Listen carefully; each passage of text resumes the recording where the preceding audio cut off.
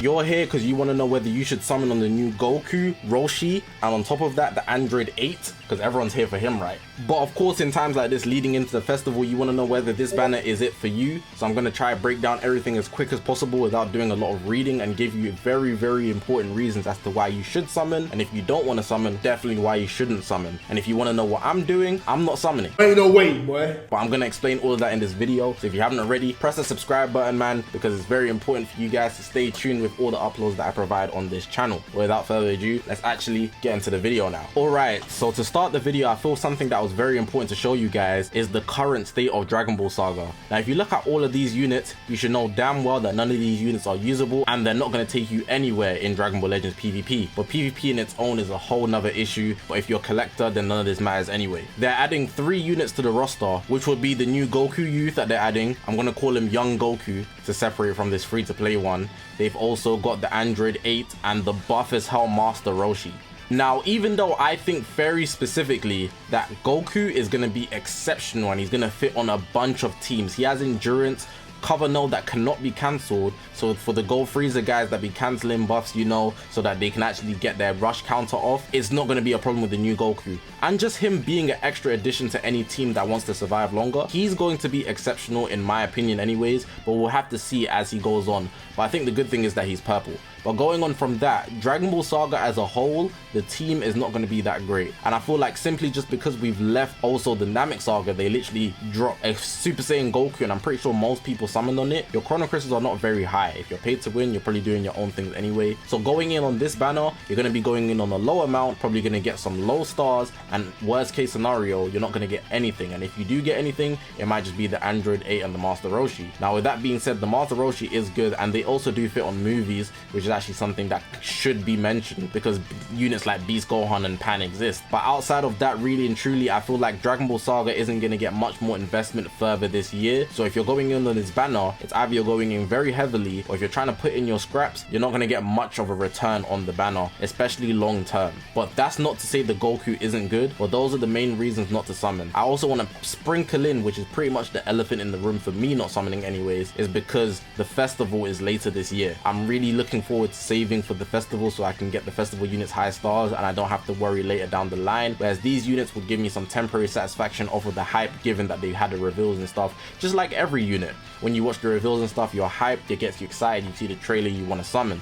But not every unit is for you, so those are my reasons to not summon. Now, if you are looking to summon, this unit right here is a very good reason to summon alone. I think the big things that I noticed from him is the fact that he has endurance. So him having endurance is just very helpful to anybody. Any team that he's on is very, very helpful. Another big factor is that he's purple. If he was a yellow unit, he'd be a UVB victim. If he was a green unit, he'd be a GOFRIEZA victim. 2 of the most dominant units in the game. But he's purple, so he fits alongside both of them very, very well. So he's not going to have any issues regarding elements in the meta, at least being at a disadvantage. Let's also point out the fact that he has cover nullification that cannot be cancelled. That's very effective when fighting a unit like GOFRIEZA, when if you want to catch them on the cover change, you'll be able to rush them effectively. That's going to be a big game changer. But I also want to point out the fact that this unit, not just working against the biggest units in the team, is not a counter, especially because he's going to be used alongside them. He doesn't just buff Dragon Ball Saga, he works very well on movies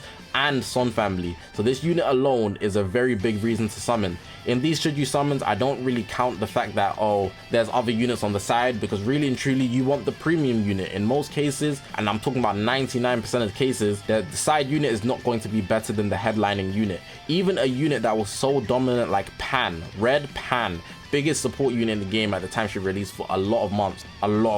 Beast Gohan was still better than her. So regardless, we're looking at the premium unit, and this Goku is very, very good. His endurance is going to be very valuable when his gauge fills, and his gauge fills through Rising Dragon Balls, by the way. His gauge fills, he gives support to the team, he heals the team, so he's overall a very effective member for any team that he's going to fit on. So it's not just a factor of him being good offensively, which he's good, like every new unit is going to be decent, they're going to be able to do damage, that's how it goes. He's also a very good teammate to any other units that you want to pair him with, on top of the fact that he will keep your team alive longer because he provides endurance. Multiple reasons to summon for him alone, but if you're looking at the whole Dragon Ball Saga team, I have a different opinion on that in general. Now going forward, just talking about Master Roshi and Android 8, I feel like Android 8 is not going to be that effective, but I really do want to point out one thing about Android 8 is the fact that when he cover changes, he will remove your vanish and he will destroy 2 cards. Now there's a unit that we know in the meta that's done that. Maybe not right now, he's not popular right now, but future Gohan, when he cover changes against your blast, he's gonna destroy your cards. And even when he just cover changes period, I believe he destroys at least 2 cards. So the fact that this Android 8 does that is very, very effective. Cover changing, destroying 2 cards. If you got ultimate in your hand or a blue card, or you was planning a specific play, or you use 2 cards, if you've only got 2 cards left, those other 2 cards are gonna get destroyed, bruh. It's random too, so it's like a 50-50 chance of two of the best cards in your deck getting destroyed. But it's still very effective, so let's not sleep on that.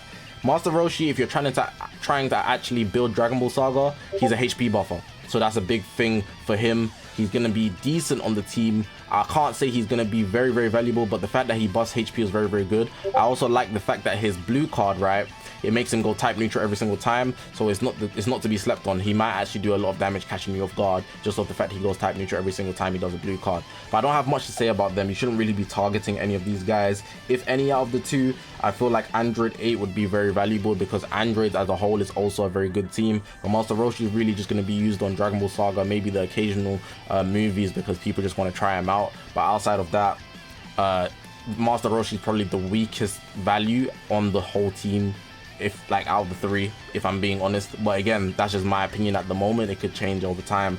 But Android 8, I could see him having immediate value just because of his cover change, not going to lie. And then of course Goku, I've already expressed why he's good in the section where you should summon for this banner. Just to close out this video, especially in the times that we're in, you should definitely watch showcases before doing anything. You guys are not content creators in most cases, so there's no real rush for you to summon on this banner. A lot of these banners, they will catch you, man, and then your CCs are low and you don't have the opportunity to go in another banner because you already spent them, on top of the fact that you could get shafted. So be very, very careful when you're spending your chrono crystals, because I don't want you guys to have the worst scenario at all. Definitely watch showcases so you know if the unit's really, really good. Maybe even give it a day before you actually go in, and then you'd be good to actually see, good to know whether you want to actually spend your chrono crystal on them or not. That's just a quick disclaimer before I end the video, because it's very, very important. Showcases really help you guys out. So for the guys that do them in the community, in my case, I'm not summoning because but yeah, shout out the guys, man. Shout out the guys. Okay, that's going to be the end of the video. Hopefully you guys did enjoy this video. If you haven't already, make sure to press that subscribe button, man. We're on this grind to 70,000 subscribers. I'm heading to the festival, so whether you're summoning or saving, good luck to you with your endeavors. I'm gonna leave it like that though, guys. I appreciate you guys for watching. My name's Zakashi, guys, and I'll see you guys in the next one, man.